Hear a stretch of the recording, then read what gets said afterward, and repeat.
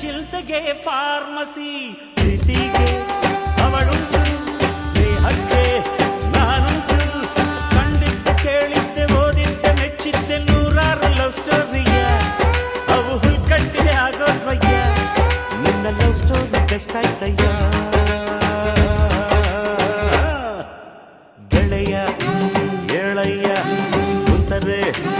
ಕಾಗಯ್ಯ ಚಿಂತೆಯಾಕೆ ಮಾಡುತ್ತೀಯೋ ಗೆಳೆಯ ಬೇಡಯ್ಯ ಲವ್ವೇ ಹೀಗಯ್ಯ ಅಣ್ಣೋ ಸ್ವಲ್ಪ ಬಿಸಿ ಮುಚ್ಚಣ್ಣೋ